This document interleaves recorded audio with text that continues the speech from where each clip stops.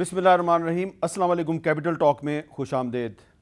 आज पाकिस्तान के अवाम को बिजली के एक बहुत बड़े ब्रेक डाउन का सामना है, लेकिन इसके साथ ही साथ पाकिस्तान को और भी बहुत से मसाइल का सामना है, और एक बहुत बड़ा ख़तरा जो पाकिस्तान के ऊपर मंडला रहा है वो है पाकिस्तान के डिफ़ॉल्ट होने का ख़तरा।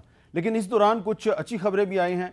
पाकिस्तान और रूस के दरमियान एक गैस पाइपलाइन का और क्रूड ऑयल का एक मुआहदा हो गया है, और जो मैच्योर होगा मार्च में जाके। ये मुआहदा कैसे हुआ, कुछ हफ्ते पहले जब मुसद्दिक मलिक साहब ने हमारे शो में ये बताया था तो उस वक्त हमें यकीन नहीं आ रहा था, लेकिन आज ये मुआहदा जो है ये हकीकत बन रहा है, तो इसलिए हमने आज मुसद्दिक मलिक साहब को दावत दिया। बहुत बहुत शुक्रिया मलिक साहब। वैसे आज आपके बहुत से कोलीग्स जो हैं वो कतरा रहे थे हमारे शो पे आने पे, लेकिन आपका बहुत शुक्रिया कि आप आज आ गए। डॉक्टर ज़ुबैर खान साहब किसी तारुफ के मोहताज नहीं है। आपको पता है कि वज़ीर आज़म शहबाज शरीफ साहब की तरफ से कमेटी का ऐलान किया गया है, ऑस्टेरिटी कमेटी। उसमें भी ज़ुबैर खान साहब का नाम शामिल है। ये मैं वो जो नोटिफिकेशन है गवर्नमेंट का वो मेरे पास है, तो ज़ुबैर खान साहब से पूछेंगे, ये इतनी तनकीद करते थे शहबाज शरीफ की हुकूमत पे, तो ये इस कमेटी में कैसे आ गए। और हमारे साथ मौजूद हैं जनाब हामिद खान साहब, सुप्रीम कोर्ट बार एसोसिएशन के साबिक सदर हैं, किसी तारुफ के मोहताज नहीं, मुल्क के मुमताज़ कानूनदान हैं। तो इससे पहले कि मैं मलिक साहब बात करूँ, मैं नाजरीन आपको याद दिलाना चाहता हूँ कि 2021 में, यानी आज से तकरीबन 2 साल पहले भी पाकिस्तान में एक बहुत बड़ा पावर ब्रेक डाउन हुआ था। बिजली हर तरफ बंद हो गई थी। उस वक्त इमरान खान साहब की हुकूमत थी, और हमारे दोस्त एहसन इकबाल साहब जो हैं उन्होंने एक स्टेटमेंट दिया था। मैं वो आपको स्टेटमेंट सुनाना चाहता हूँ। बिजली के बदतरीन शटडाउन ने एक बार फिर साबित कर दिया है कि ये हुकूमत नालायक है, नाअहल है, और इनके पास मुल्क चलाने की कोई सलाहियत नहीं है। इमरान नियाज़ी साहब ने समझा कि पाकिस्तान को भी मोबाइल फ़ोन की तरह रीबूट करके देखा जाए, शायद ये चल जाए। इमरान साहब, ये मुल्क है, मोबाइल फ़ोन नहीं है जो रीबूट करने से ठीक हो जाएगा। ये मैंने वैसे ही आपको स्टेटमेंट सुनवाया है। अगर एहसन इकबाल साहब के अल्फाज मौजूदा हुकूमत पे अगर आपको लग रहा है कि सही बैठते हैं तो इसमें मेरा कोई कसूर नहीं है। मलिक साहब, ये जो नहीं सॉरी मलिक साहब, ये पावर ब्रेक डाउन हो गया, ये आपका महकमा नहीं है, लेकिन being the member of the cabinet, ये आप बताएंगे कि ये क्यों होता है। ये इमरान खान के दौर में भी हो गया और अभी शहबाज शरीफ साहब के दौर में भी हो गया, तो ये कोई पीछे बैठा हुआ है जो साबित करना चाहता है कि ये जो पॉलिटिशियंस हैं ये इस काबिल नहीं है इस मुल्क को चलाएं। नहीं, ऐसी बात नहीं है। मेरे ख्याल में ये इंफ्रास्ट्रक्चर की कमज़ोरी है, और 2013 से 2018 के दरमियान में हमने बहुत काम किया हमारी जो पैदावारी क़ुव्वत थी उसको बढ़ाने के लिए, और थोड़ा सा काम किया ट्रांसमिशन में भी, और थोड़ा सा काम किया डिस्ट्रीब्यूशन में भी। जब हम गए तो जो बिजली की ज़रूरत और बिजली की जो पैदावार थी उसकी तो हमने कमी को दूर कर दिया, लेकिन उसके साथ जो काम अभी थोड़ा सा रहता था होने वाला, या जिसमें ज़्यादा काम की ज़रूरत थी, वो था बिजली की तरसील, यानी ट्रांसमिशन सिस्टम को मज़बूत बनाया जाए। हम जाने से पहले बिजली ट्रांसमिट तो कर गए थे, लेकिन उसका जो इंफ्रास्ट्रक्चर है वो इतना मज़बूत नहीं था कि एक तवातर के साथ 30,000 मेगावाट बिजली जो है वो, या 28,000 मेगावाट बिजली फ़राहम की जा सके। उसकी स्ट्रेंथनिंग की ज़रूरत थी। और आज भी मैं समझता हूँ कि पिछले कम अज़ कम जब हम वापस आए हैं तो 4 साल बाद वो निज़ाम जो है बिजली की तरसील का, उसमें जो खातिर खा इजाफ़ा होना चाहिए था बिजली की पैदावारी ताकत के हिसाब से, वो 3-4 साल में काम नहीं हुआ। अब काम शुरू किया है, लेकिन उसमें वक्त लगेगा, क्योंकि ये तरसील का जो ट्रांसमिशन का निज़ाम है, इसकी टेंडर्स अप्रूव करके इसको एक अच्छे तरीके से लगाने के लिए 1-1.5 साल दरकार होता है। तो अब हम फंसे हुए हैं।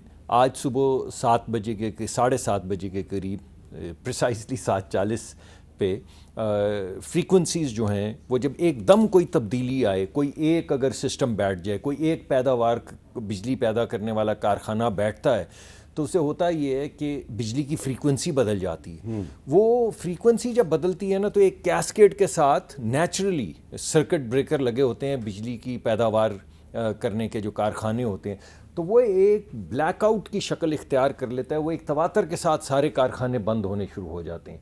تو ان کو پھر دوبارہ سے شروع کیا جاتا ہے. اس وقت صورتحال یہ ہے کہ اچ کا پلانٹ جو ہے وہ ریوائیو ہو گیا ہے، جس کی وجہ سے لاڑکانہ اور سکھر کے کچھ علاقے جو ہیں وہاں پہ بجلی بحال ہو گئی ہے.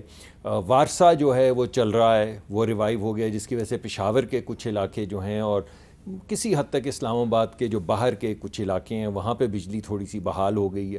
کراچی کے الیکٹرک کو پارشل الیکٹریسٹی جو ہے وہ دینی شروع کر دی ہے، اور اس کے اوپر ابھی بھی میرے خیال میں آپ کے پروگرام میں بھی شاید وزیر صاحب خود آنا چاہ رہے تھے، مگر کیونکہ وہ کنٹرول روم میں اس وقت خود بیٹھے ہوئے ہیں اور سیکرٹری بھی وہاں پہ خود بیٹھے ہوئے ہیں، اور میری ابھی آنے سے پہلے ان سے بات ہوئی ہے، تو وہ کوشش یہی کر رہے ہیں کہ ہمارے ایک کارخانے چلانے میں تھوڑا وقت لگتا ہے مگر اب وہ چلنا شروع ہو جائیں تاکہ رات گئے تک بجلی آنی یہ ہم شروع کہہ ہو جائے. سکتے ہیں کہ یہ مس مینجمنٹ ہے. میرا یہ ذاتی خیال ہوگا کہ یہ ہمارے انفراسٹرکچر کی کمزوری ہے، ٹھیک ہے. جس کو اگر دور نہیں کریں گے تو جس کو آپ مس مینجمنٹ کہہ رہے ہیں، یا جب بھی فریکوینسی بدلے گی تو اگر ہمارے وہ نہیں، ہم نے آئیلینڈز نہیں بنائے ہوں گے جن کی ضرورت ہے، تو پھر یہ کیسکیڈ ہوتا چلا جائے گا.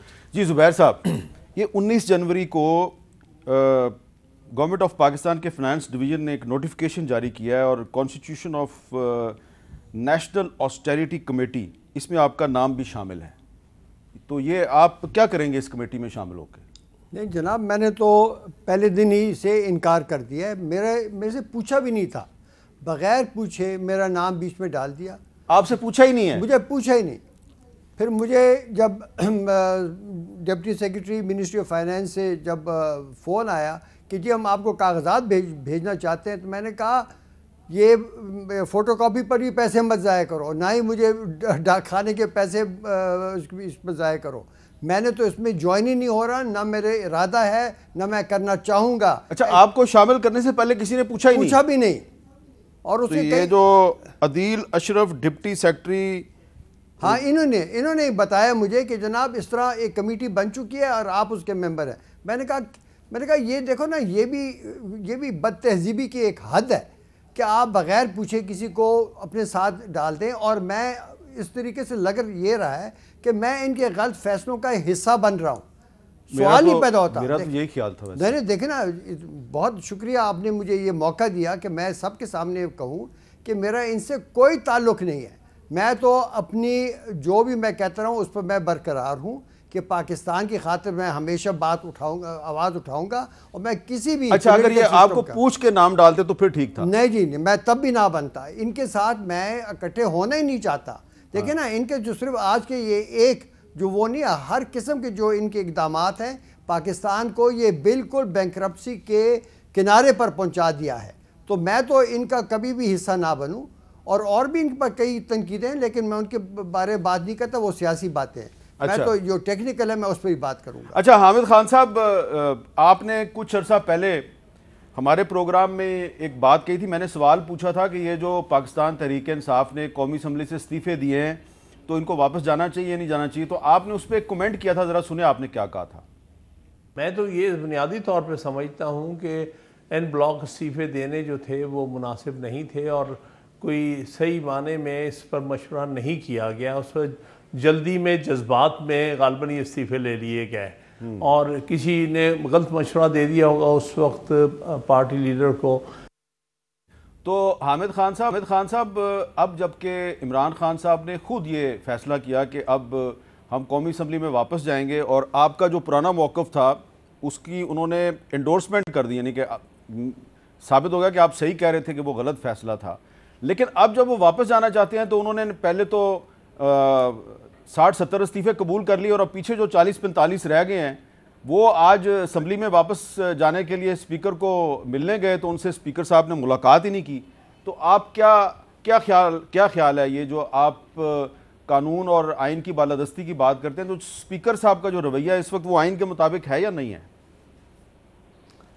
میں سمجھتا ہوں یہ آئین کے خلاف ہے ان کا رویہ، اور وہ بھی اپنی مخصوص سیاسی کنسیڈریشنز کی بنیاد پر یہ سب کچھ کر رہے ہیں، یا ان سے کرایا جا رہا ہے.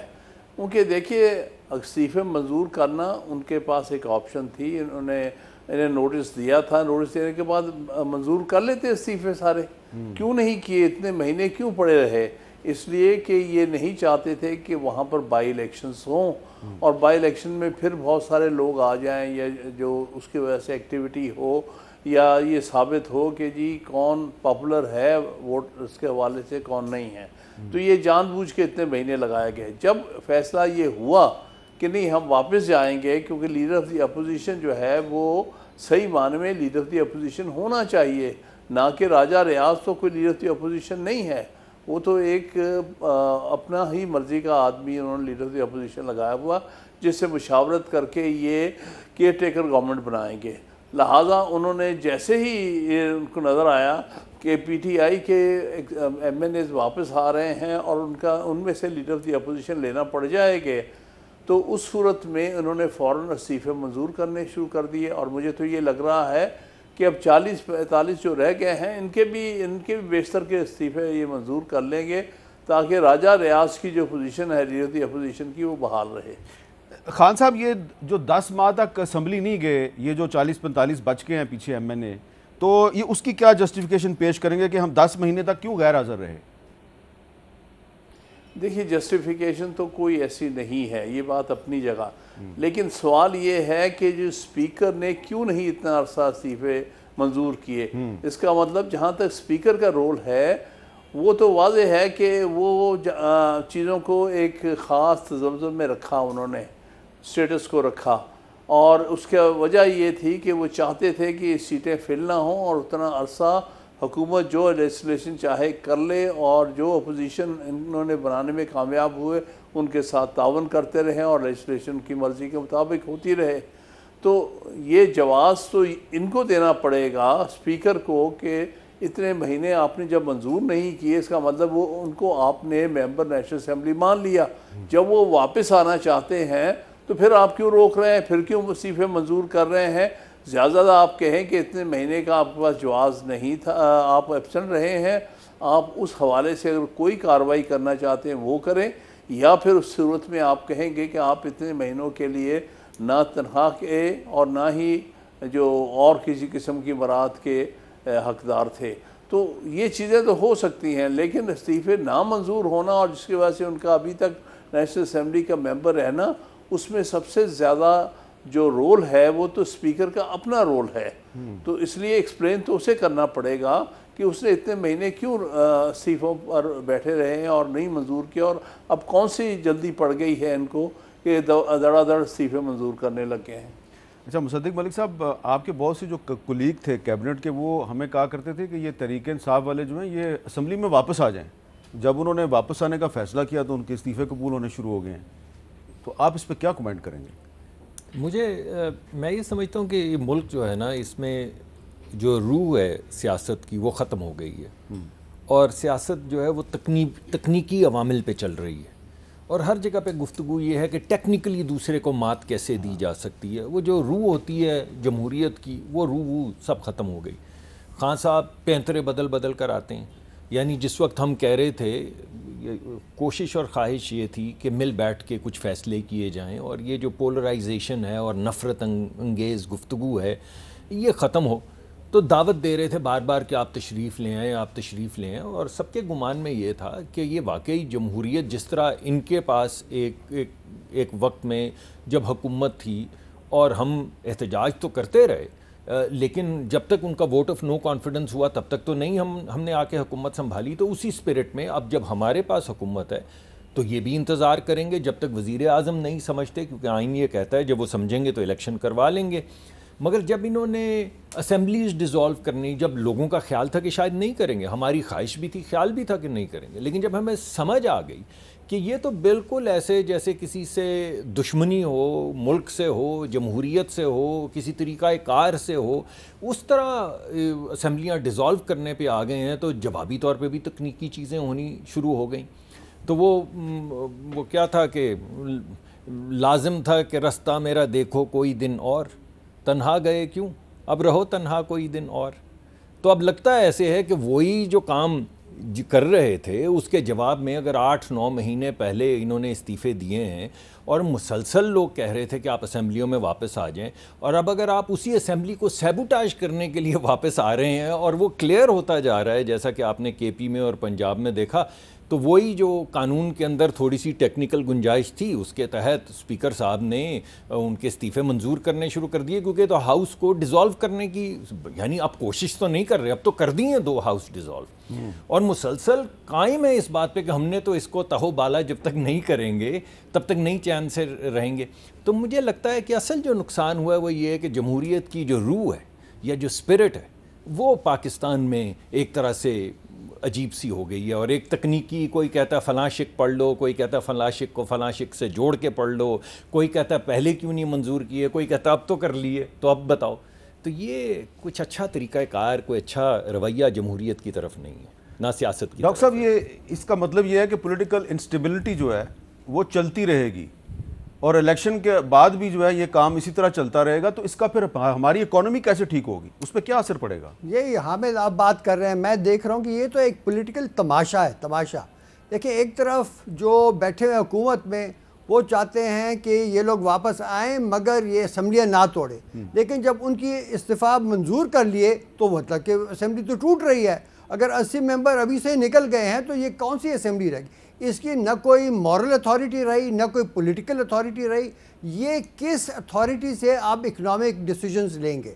بات یہ ہے کہ اس وقت میرے خیال میں پاکستان کی جو اکانومی ہے وہ ایک بہت ہی خوفناک، میں نے اس کو کہا ہے، میں نے کہا ایک بہت ہی خوفناک ایک کنارے پر کھڑی ہے، اور اس کے آپ اثرات ہر روز دیکھ رہے ہیں۔ آپ کو کچھ دن پہلے ہی شپنگ لائنز نے پاکستان کو نوٹس دیا ہے، تمام شپنگ لائنز نے، کہ اگر آپ نے ہمارے ڈالر کے واجبات نہ دیے تو ہم تمام سمندری جہازوں کی آمد و رفت کراچی یا ہمارے پورٹس پر بند کر دیں گے، یعنی کہ پاکستان مکمل طور پر دنیا سے الگ ہو جائے گا۔ یہ پاکستان کے لیے کیٹاسٹرافک ایک حالات ہوں گے۔ پاکستان کی اپنی جو کمرشل نیوی ہے وہ اتنی بڑی نہیں ہے کہ پاکستان کے ضروریات کو پورا کرے۔ ایک طرف یہ حالات ہیں، دوسری طرف ان کے سارا جو وہ ہے رجحان وہ ان چیزوں پر ہے۔ یہ جو رشیا سے سستا تیل ہے وہ بھی نہیں آ سکے گا۔ میں اس لیے بات کر رہا ہوں، دیکھیے بات سنیں، اس وقت ایک سنجیدگی سے پاکستان کے مفاد میں فیصلے کرنے چاہیے، اور وہ یہ کہ جو بھی اکنامک فیصلے کرنے اس کے لیے آپ کو ایک پروفیشنل ٹیم چاہیے۔ یہ جو چھوٹی سی یہ جو کمیٹی بنائی تھی، میں اس کے بارے میں ذرا تھوڑی سی وضاحت بھی کر دوں، یہ ان چھوٹے آسٹیریٹی میجر سے حامد کچھ نہیں ہونے لگا۔ پاکستان کو جو ترجیحات تبدیل کرنے ہیں وہ سینکڑوں ارب روپیوں کی ترجیحات تبدیل کرنے ہیں، اپنے نئے فسکل سپیس معلوم کرنا ہے۔ اس کے لیے آپ کو سمجھنا چاہیے کہ اس کا مانیٹری امپیکٹ کیا ہوگا، ایکسٹرنل اکاؤنٹ پر کیا ہوگا۔ اس قسم کی جو انڈرسٹینڈنگ ہے وہ نہ ان کی اکنامک ٹیم میں ہے نہ کسی اور پارٹی کے ہے۔ یہاں پر پروفیشنل اکانومسٹ کی ضرورت ہے۔ میں تو ان سے اور سب سے یہ پلیڈ کرتا ہوں، خدا راستہ آپ اپنی سیاست کو چھوڑیں، ایک انٹرم گورنمنٹ بنائیں۔ پروفیشنل اکانومسٹ تو کسی طرف بھی نہیں ہے، وہ تو عمران خان کے پاس بھی بینکر ہے۔ Agreed, I agree with you. اس لیے میں کہہ رہا ہوں ایک انٹرم سیٹ اپ ایسا لائیں جس کو یہ دونوں فریقین جو ہیں وہ اس کو امپاور کرے۔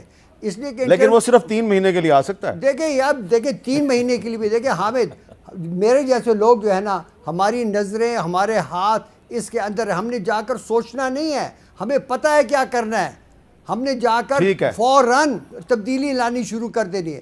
ایک دفعہ جو ٹرین پٹلی پر چل پڑے پھر یہ لوگ کریں اپنے تماشے اس کے ساتھ۔ اچھا حامد خان صاحب ذرا یہ بتا دیں کہ یہ جو ابھی ذکر ہوا کہ پنجاب اور خیبر پختونخوا کی اسمبلیاں ڈیزالو ہو چکی ہیں، تو اسمبلیاں تو ڈیزالو ہو گئی ہیں، کیئر ٹیکر چیف منسٹرز کی اپوائنٹمنٹ بھی ہو گئی ہے، لیکن ابھی تک گورنر خیبر پختونخوا اور گورنر پنجاب نے ان دونوں صوبوں میں نئے انتخابات کی تاریخ اناؤنس نہیں کی۔ اس پہ آئین اور قانون کیا کہتا ہے؟ دیکھیے یہ تو جب انہوں نے ریزولوشن والی اسمبلی ایکسیپٹ کی تھی چیف منسٹر کی، اسی وقت ان کو اپنے نوٹیفیکیشن میں کہنا چاہیے تھا کہ اب 90 دن کے اندر آرٹیکل سچ سچ میں انتخابات ہوں گے، یعنی فلاں تاریخ سے پہلے انتخابات ہو جائیں گے۔ یہ اندراج ہونا چاہیے تھا اس نوٹیفیکیشن میں۔ بہرحال اگر نہیں بھی کیا تو یہ الیکشن کمیشن کی اب ذمہ داری ہے کہ وہ کوئی ڈیٹ، کوئی شیڈیول دے، اناؤنس کرے کہ یہ ہم فلاں ڈیٹ کو پنجاب اسمبلی اور فلاں ڈیٹ کو KPK کی اسمبلی کے الیکشن کرانے جا رہے ہیں یا ایک ہی روز میں الیکشن کرانے جا رہے ہیں، اس کی تاریخ دیں اور کہیں کہ فلاں تاریخ سے ہم اپنا شیڈیول بھی دے دیں گے الیکشن کا. یہ ان کی اب فرض بنتا ہے. اب جو گورنر نے نہیں کیا تو الیکشن کمیشن نے اپنا آئینی فرض ادا کرنا ہے. اچھا، اور اگر یہ اگلے 3-4 دن میں یہ اناؤنسمنٹ نہیں ہوتی، انتخابات کی ڈیٹ نہیں آتی، تو پھر کیا ہوگا؟ دیکھیے یہ تو پھر ایک کیوٹک صورتحال ہوگی نا. یعنی ڈیٹ تو آنی چاہیے، تو لازم ہے ان کے لیے. ہر صورت اس صورت میں تو بہرحال کورٹس کی جورسڈکشن انووک کی جا سکتی ہے کہ الیکشن کمیشن کو ڈائریکٹ کرے کہ آپ الیکشن شیڈیول دیں اور ڈیٹ آف الیکشن اناؤنس کریں within 90 days of the dissolution. مصدق ملک صاحب، آپ کے خیال میں پنجاب اور خیبر پختونخوا میں الیکشن کی ڈیٹ نہیں آنی چاہیے؟ یہ میرے خیال میں تو بالکل آنی چاہیے، اور اس پہ قانون اور آئین جو ہے بڑا کلیئر ہے، اور انہوں نے کوئی ڈیٹ اناؤنس اگر نہیں ہوئی تو کچھ دن میں ہو جائے گی. اور یعنی جو لکھا ہوا ہے آئین قانون میں اس کو آپ کیا بدل سکتے ہیں؟ اگر لکھا ہوا ہے 90 دن میں ہوگا تو 90 دن میں ہوگا، اس میں کیا شک ہے؟ کہیں ایسا تو اس کا اسکیجول جو ہے وہ مردم شماری نہیں ہوئی، وہ 30 اپریل کو مکمل ہوگی، تو خیبر پختونخوا اور پنجاب کا الیکشن جو ہے وہ قومی اسمبلی کے الیکشن کے ساتھ اب اکتوبر میں ہی کروانا چاہتے ہیں. دیکھیں یہ وہ تکنیکی چیزیں ہیں جو میں پہلے بھی کہہ رہا تھا نا کہ یہ کیا ہو گیا ہے یہاں پہ، ہم تکنیکی چیزیں کر رہے ہیں کہ جی مردم شماری اور وغیرہ وغیرہ، مگر اسی کے ساتھ ساتھ کل سے PTI کہہ رہی کہ ہم تو الیکشن کی تو بعد میں بات کرتے ہیں، پہلے تو ہم جا کے عدالتوں سے ریلیف لیں گے کہ یہ چیف منسٹر ہی نہیں ہونا چاہیے. خود ہی جا رہے ہیں. اب آپ کے سوال کو سوال کی شکل میں لوٹا دیتا ہوں. آپ مجھے کہتے ہیں کہیں ایسا تو نہیں ہوگا، تو میں آپ کو کہتا ہوں کہیں ایسا تو نہیں ہوگا. دونوں کیسز کے اندر ایڈجوڈیکیشن جو ہے وہ عدالت کے پاس چلی جائے گی، تو معاملات وہی آگے کہ 3-4 وکیل جو ہیں وہ آئیں گے، لیکن اور اسپرٹ جو ہے جس کا آپ ذکر کر رہے ہیں وہ پامال ہوتی ہے. اچھا، لیکن عدالتوں کے جو فیصلے ہیں ان پر بھی جب فیصلہ آ جائے تو ہم تبصرہ تو کر سکتے ہیں. تو آج کراچی کی ایک اینٹی ٹیررسٹ کورٹ جو ہے اس نے نقیب اللہ محسود کے قتل و تمام افراد کو رہا کر دیا سمیت رو انوار کے. اچھا، اب یہ جو نقیب اللہ محسود صاحب ہیں ان کا تعلق تھا جنوبی وزیرستان سے، اور کچھ سال پہلے یعنی کہ 2-3 سال پہلے ان کے جو والد ہیں وہ جب انصاف کی بھیک مانگ رہے تھے اور در در کی ٹھوکریں کھا رہے تھے، تو اس وقت کے army chief general Qamar Javed Bajwa صاحب جو ہیں وہ جنوبی وزیرستان گئے اور ان کو ملے، اور جو نقیب اللہ محسود کے چھوٹے چھوٹے بچے ہیں ان کو اپنی گود میں بٹھایا اور ان کے والد محمد خان وزیر کا ہاتھ اپنے ہاتھ میں پکڑ کے وعدہ کیا کہ آپ کو ہم انصاف ضرور دلائیں گے. لیکن آج وہ انصاف نہیں ملا. تو جب عدالتیں اس قسم کے فیصلے کریں تو پھر ان سے کیا توقع کی جا سکتی ہے؟ ایک وقفہ، اور وقفے کے بعد ہم اس سوال زیر بحث لے کے آئیں گے. کیا پاکستان ڈیفالٹ سے بچ گیا ہے؟ اور جو زبیر خان صاحب کہہ رہے ہیں کہ پاکستان کو اگر رشیا سے رعایتی نرخوں پہ تیل اگر ملے گا تو وہ تیل پاکستان پہنچے گا کیسے؟ وقفے کے بعد دوبارہ ملتے ہیں.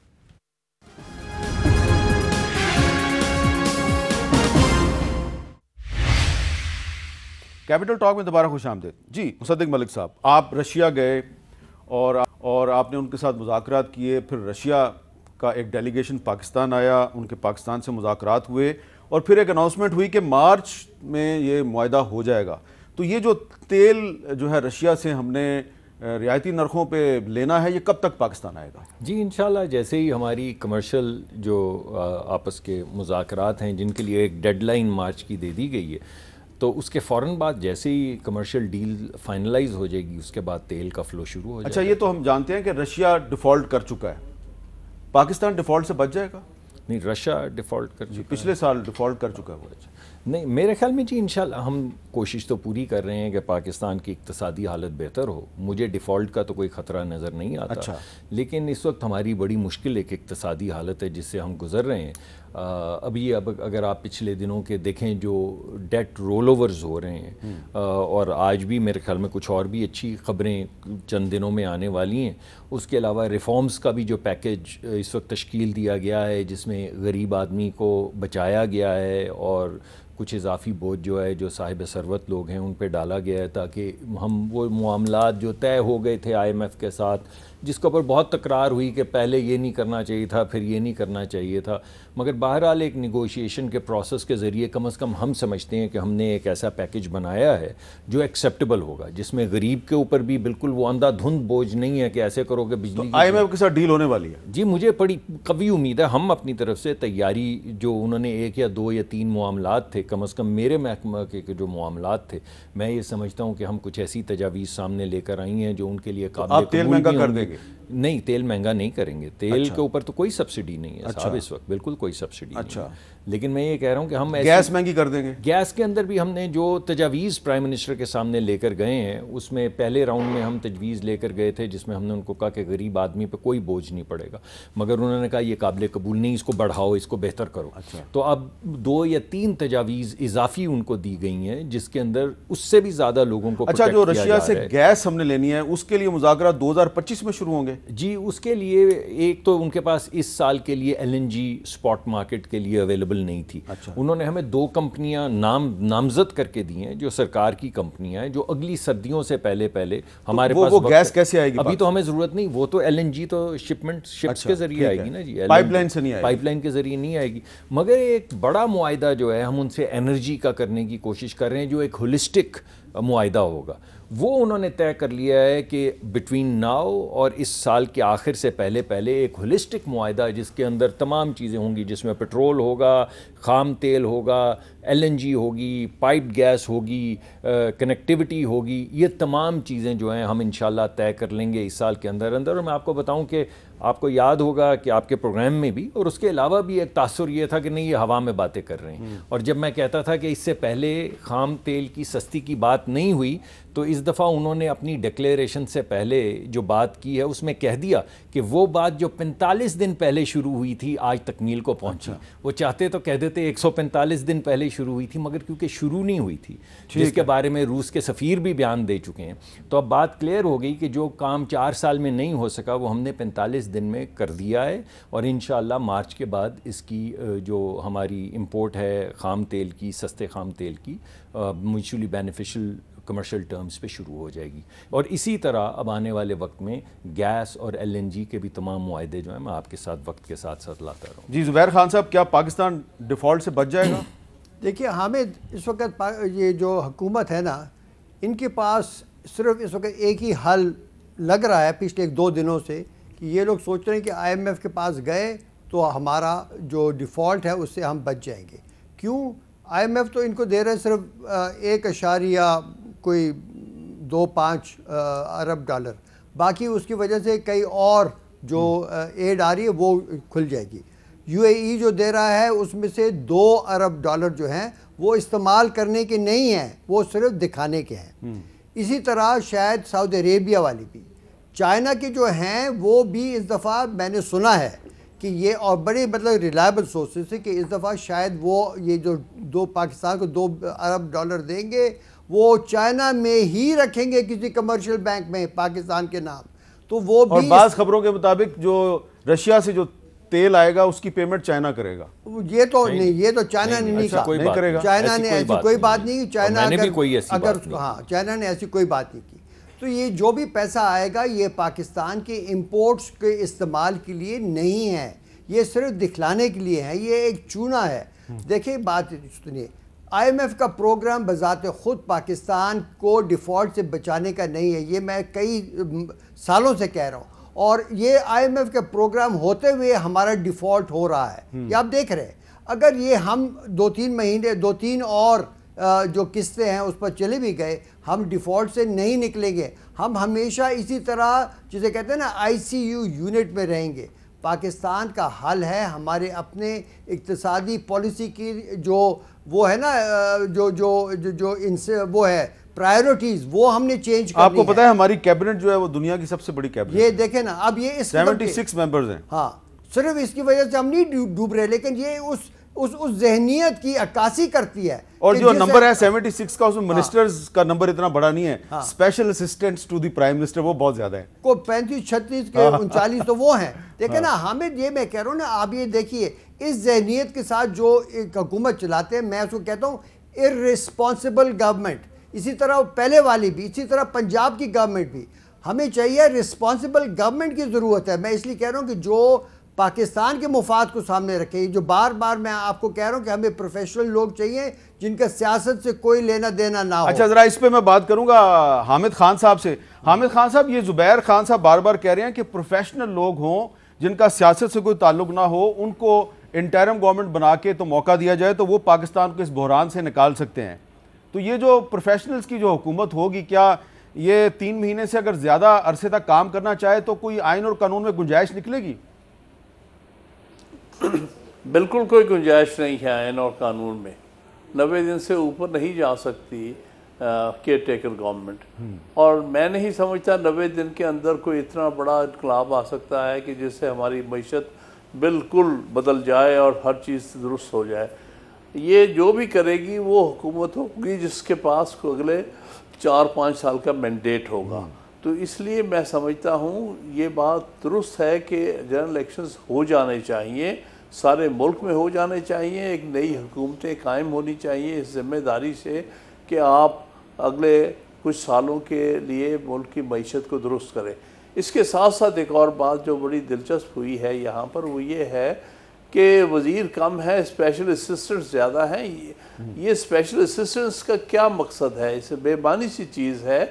ہاں جیسے یہ فرما رہے ہیں کہ جی یہاں پر پروفیشنلز ہونے چاہیے، اسپیشل اسسٹنٹس رکھنے کی ایک تعداد آئین میں دی ہوئی ہے. آپ 5 جو ہے ایڈوائزرز رکھ سکتے ہیں، آئین اجازت دیتا. ان میں آپ جتنے اچھے چاہے پروفیشنلز ہیں ان کو لے لیں. 5 کافی ہیں. اگر تو اکانومی کا ایڈوائزر آپ کو چاہیے، وہ اچھا ہو سکتا ہے، ٹریڈ کا بھی ہو، تو آپ لے آئیں وہ ان 5 میں. لیکن 5 سے زیادہ نہیں آپ جا سکتے. یہ جو اسپیشل اسسٹنٹس کا قصہ کہانی شروع ہوا ہے، میں سمجھتا ہوں یہ آئین سے منافی ہے اور اس سے خام خواہ برڈن پڑ رہا ہے. کیونکہ ایک طرف آئین میں یہ بھی سیٹل کیا گیا ہے کہ ٹوٹل تعداد جو ہے کیبنٹ کی وہ 11% سے آگے نہیں جائے گی. جو ٹوٹل اسمبلی کا تعداد ہے اس کے 11% سے زیادہ نہیں جا سکتی. تو اگر اس کو بھی سامنے رکھیں تو 342 کی جو نیشنل اسمبلی ہے اور اس میں اگر ہم لگاتے ہیں تو زیادہ آپ 38 وزیر رکھ سکیں گے. اس سے زیادہ آپ کیسے چلے جا رہے؟ تو ہر چیز جو ہو رہی ہے وہ آئین کے ماورا ہی ہو رہی ہے. وہ صرف اپنے پولیٹیکل اکاموڈیشن کے چکر میں ہیں، اپنے لوگوں کو مراد دینے کے چکر میں. حالانکہ ملک تو اکانومی ڈوب رہی ہے اور چند لوگ جو ہیں اس ملک میں عیاشی کر رہے ہیں، ایکسپینسو گاڑیاں اور مراد حاصل کر رہے ہیں. حالانکہ جو وزیروں کی تعداد تو آدھی ہو جانی چاہیے ان حالات میں. صرف ضروری وزیر رہنے چاہیے، باقی سب کو فارغ کرنے چاہیے تاکہ ملک کی معیشت میں کچھ تو ہم کمی کر سکیں پیسے کی، اور کچھ تو حکومت کا خرچہ کم کر سکیں اور عوام کو کچھ ریلیف دے سکیں. تو اس طرف تو توجہ ہی کوئی نہیں ہے. جو حکومت بنتی ہے وہ بے شمار وزیر اور اسپیشل اسسٹنٹ اکٹھے کر لیتی ہے، جو میں سمجھتا ہوں آئین کی روح کے خلاف ہے. اس پہ مصدق ملک صاحب سے ضرور بات کریں گے ہم وقفے کے بعد.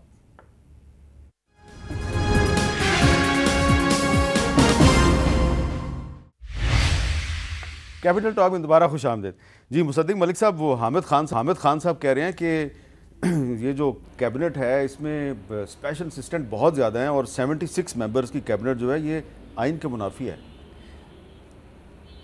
کیونکہ حامد خان صاحب ماشاءاللہ اتنے سینئر آدمی ہیں، ان سے تکرار ایک تو ہو نہیں سکتی، ہوگی تو ہار جاؤں گا میں، تو فائدہ نہیں ہے کرنے کا. دیکھیں بات یہ ہے کہ ایک وقت میں خان صاحب کا بھی بہت انفلوئنس تھا پچھلی حکومت میں.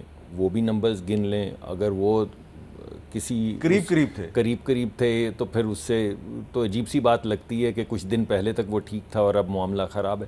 لیکن مجھے لگتا ہے کہ خان صاحب نے یہ کہا نہیں ہے. میرے خیال میں ان کا جو تجزیہ ہے اور جو ان کا کرٹیسزم ہے وہ ہر حکومت کے لیے، کیونکہ خان صاحب میں نے جب بھی دیکھا ہے انہوں نے بات کی ہے پی ٹی آئی کے دور میں بھی، تو ایک ابو بورڈ بات کی ہے. تو میں یہ سمجھ رہا ہوں کہ جو وہ کرٹیک دے رہے ہیں وہ صرف ہمارا کرٹیک نہیں ہے، وہ ہر حکومت کا کرٹیک ہے، پچھلی حکومت کا بھی کرٹیک ہے. ٹیکنیکلی وہی جواب سارے تکنیکی ہیں تو دل دکھتا ہے ٹیکنیکل جواب دینے پہ. آپ سوال پوچھا ہے تو میں دے دیتا ہوں. دیکھیے بات یہ ہے کہ ایس اے پی ایم جو ہے وہ کیبنٹ کا کابینہ کا حصہ نہیں ہوتا. اس وجہ سے اگر آپ ٹیکنیکل بات کرنا چاہیں تو آپ یہ کہیں گے کہ جو آپ کو لمٹ دی گئی ہے لیکن کچھ ایسے پی ایم جو ہیں وہ ان کے نوٹیفیکیشن میں لکھا ہوتا ہے with the status of federal. جی مگر پھر بھی وہ کابینہ کا حصہ نہیں بنتے. اس وجہ سے اگر آپ نے بالکل ٹیکنیکل بات کرنی ہے کہ آئین میں کیا لکھا ہے تو آئین میں یہ نہیں لکھا ہے. آئین میں جو آئین میں ایڈوائزرز کی وہ لمٹ دی ہوئی ہے اس کے مطابق ہیں. اور یہ بات ان کی ٹھیک ہے کہ جب آپ اتنی بڑی ایک پارٹیز کو اکٹھا لے کے چل رہے ہیں تو ہر پارٹی کو آپ اکوموڈیٹ کرتے ہیں, ایس اے پی ایم کی شکل میں کرتے ہیں.